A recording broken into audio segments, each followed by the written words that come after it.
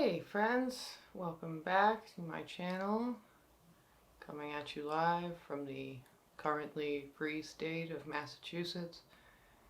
It's been a time in 2022 and I feel like I open every video like this, but I am not well right now. But rather than spend another day of rage cleaning, I thought that I would come on here and sit down with you guys and have a little chat and repot this giant Monstera.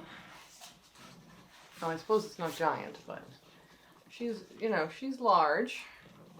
She recovered from quite a bit of trauma, years back from the thrips, got kind of eaten back. This is actually some cuttings of another Monstera, and I gave a lot of the other cuttings away. So this is presently my only Monstera deliciosa, regular old green Monstera. My neighbors are very loud, and they're presently being very loud. I have a directional mic. I'm hoping you can't hear them, but if you can, I'm so sorry. So, I'm actually going to be putting this Monstera back into the pot that my original Monstera, may she rest in peace, was in for years. So I'm pretty excited to be able to use this pot again. I basically just had to wait until this guy grew out of this pot, and when you see it, you will understand that I waited entirely too long. Look at how root bound this is. Shame on me. It has wound round and round the pot, and I do tend to stick my aerial roots into the pot, so I probably contributed to some of that, but she's definitely ready. So there's a good chance that that's not easily going to come out of the pot, so I'm just gonna hope that it does. And if it doesn't, I'll just smash it with a hammer outside. It's fine. I just don't want to do that because it sounds hard and annoying. And I'm lazy and sad and I don't want to do anything. So this thing is kind of, a little bit of a leggy mess and would probably look nicer if I cut it and repot it. But I've already done that a couple of times at this point. So I just want to get it into a pot and just let it live its life, just let it do its thing. I have also got a little piece of screen in here because the drainage hole in the pot is really large, so I'm just going to put that in there, and it is resting on a plate currently because I don't actually have a drip tray for this. I will have to find one that is adequate, because usually with a big pot like this you want kind of a deep drip tray because you're going to have to saturate the plant unless you carry your plants into the shower and water them that way. But with this being in a big giant pot and having big giant leaves, I like to do that as little as possible. So we are currently using some ocean forest potting soil, and I also have some orchid bark over here. It's like big chunky pieces of orchid bark that I'm going to mix in with that, since this is an aeroid and we want it to be like really chunky, well draining mix. So this ocean forest is amazing. I love it. I use it indoors and out. Another great potting mix is Becca De La Plants has her De La Tanks mix. I've used that a lot and had a lot of success with that. Just don't have any on hand. So normally when I repot things, I will mix, a container of soil and I'll moisten it really well before I even put it in the pot.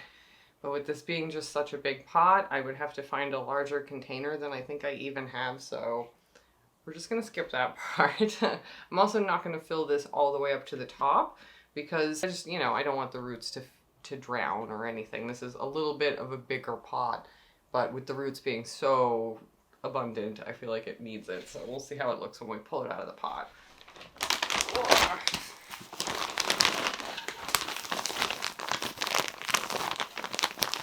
Okay. So I filled it up to about there.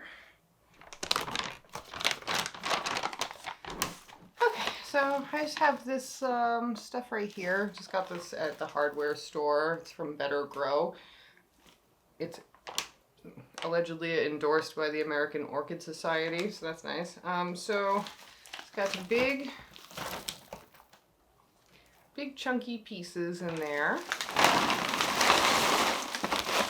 And it's got perlite white and chunks of charcoal and stuff like that. I've actually not really enjoyed planting my orchids in here, or at least just this. Sometimes I like to mix this and some moss in together, but I've always had better luck with moss, which is a shame because I'd like to move away from that. So maybe I will have to try the wood chips again. All right, so you can see it'll amount to a pretty chunky mix once we get it all thrown in. And I don't really use a ratio, I just kind of feel it out. So for me, that's pretty good right there. There's chunks. There's a stone. Is that a bone? So my other struggle here is that I have like the world's shittiest DIY moss pole in here already. And it's also tied on there in just such a mess that I don't think I want to take it off. I think I'm just going to add to it later. I do have quite a few of them that need some TLC, so you guys will have to help me out with some repot topics. Oh, Jesus. Okay, well, it came out, guys. Good news. Okay. Let's see if we can break up some of these roots in here. Oh my God. So, big part of the reason why I'm trying to get a lot of this stuff done now is because I'm very much considering going on a somewhat strict no-buy. 2 reasons. One, I do not make enough money to shop the way that I tend to want to shop, especially when I'm stressed. And I feel like, call it a hunch, the next few years are going to be a little stressful.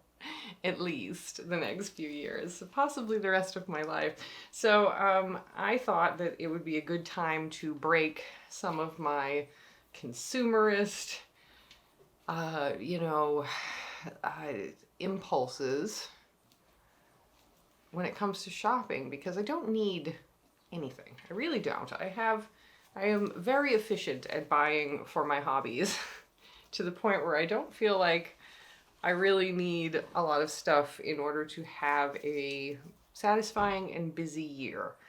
And I may not do a whole year. I haven't decided yet. This is just something I'm thinking about. There's of course been a lot of talk about like a no-buy July as like a way to protest and things like that. So I think that put like the bug in my brain anyway, that it was probably time to give this a shot.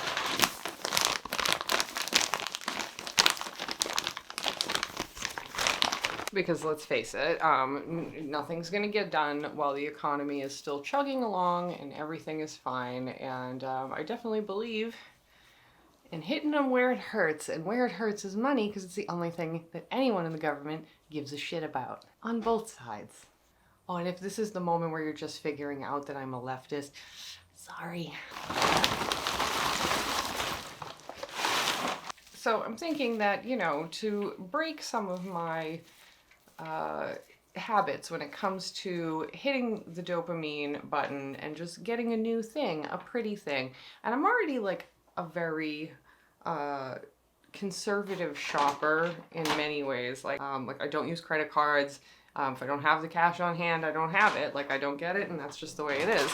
And I have a tendency to be really good at sales and buying secondhand. And I've gotten really good about not impulse buying so much. A lot of times when I am buying things, it's something I've considered buying for quite some time.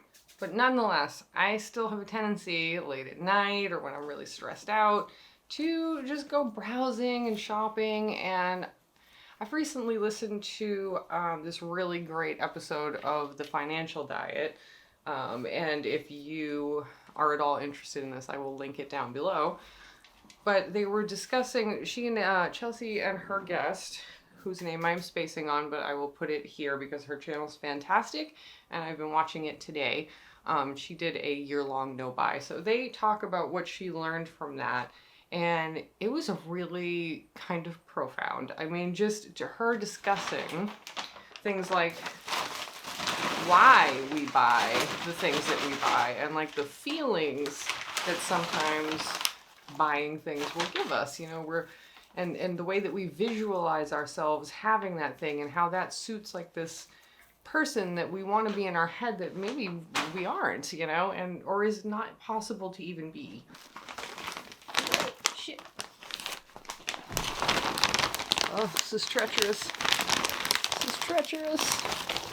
It's going beyond the skills of my soil mats. Oh my god. Okay. Bad idea. Bad idea. And it really got me thinking about YouTube and the way that YouTube fuels consumerism, even when people have the best of intentions not to. It's really hard when you see something that somebody else has. You know, they're showing people because they're proud of it. They think it's cool. You know, a lot of times when I'm sharing my garden, people will express, you know, happiness for me to have it, but also like, God, I wish I had something like that. And it always makes me feel really shitty because I don't like fueling that feeling of us not having enough. And I feel like that is such a huge part of like doing what I'm doing, and I don't want it to be. And I'm trying and often feeling very defeated about how I get by making content and doing what I love, which is talking about plants and the other things that I'm passionate about and teaching people about them and empowering them to do it themselves. I love that. So it's just been like a process of trying to figure out how to do that, how to be compensated, because I really can't afford to do it, to spend the time if I'm not compensated at all. And YouTube has really reduced the ad rates that we get. So it's pretty unsustainable outside of just being a hobby thing. So it's like, how do you balance all that and not add to the consumerism and that hungry ghost, you know, that is you just always want more, and you have this version of yourself that has all these things, and oh, that's, you know, then I'm gonna be happy, and it's just, I have so much to say about it. I could probably talk about it for a year, but I'm not going to. I'm so excited to have this in a pot. Okay, let me get some water so we can water this in. And like thinking about all this stuff really made me think about the effect of things like PlantTube, because, you know, so many people have spent so much money, you know, trying to acquire all these status plants, or, you know, in my case, I was like really committed to having like an outdoor space indoors, because at the time I couldn't have the outdoor space, and I really wanted kind of definitely an unrealistic amount of plants. And that was because I saw other people on YouTube, on social media, having that. And I was like, oh, I want that, you know? And I've settled in. I'm not sure how many plants I have, to be honest. I know it's less than 200. It's more than 100. I'm not sure how many are still going in here. And I still love them so much. I love moving them around. I love decorating with them. So I guess that's why I think it was just YouTube that like brainwashed me into liking plants. I've always liked plants pretty much my entire life. But that desire, especially as a content provider, you know, like you want to always have content, and a lot of the reason that I haven't had a lot of houseplant content is because, you know, I wasn't really sure what to do. I feel like everybody would just be seeing the same plants all the time, and I'm realizing now that there's a lot I can do, and that's going to be part of my no-buy challenge, is like having to make the content with what I have now and keep it interesting somehow, but also not fill you with some desire to go shopping, you know, right after you watch my videos. I don't want that. I don't want that. I don't want to be part of that. Right, she is repot. So you can see how the PVC up here is sticking out of my pole. So I'm just going to add some more PVC and wrap it with more of this cocoa coir, and then that should make it, where's my light? Sorry. That should make it a little nicer. So I think once I fix that moss pole, this will look really nice, and I can attach it to the pole in a lot more of a tidy manner. We're gonna tuck these aerial roots into the soil because I have found that gives me much bigger leaves. I saw somebody talking about that on YouTube, and I tried it and it works. It's pretty cool. It makes sense. They're coming down because they're looking for moisture. You know, this is what would hang down and get into the forest floor and like moist spots in, you know, their native environment. So it makes sense that they would be happy to go into the soil.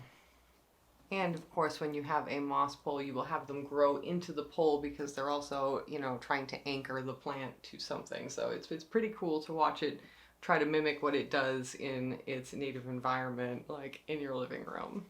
Well, I am glad that is done, and that is one less thing hanging over my head. However, I just spotted a little thrip nymph, so I'm gonna go spray a bunch of plants right now. So I'm gonna let y'all go. Happy unending nightmare, part 75,000. Fuck. Thanks for hanging out with me in this quick little repot. I just needed to do something other than cry. So, okay. See you soon.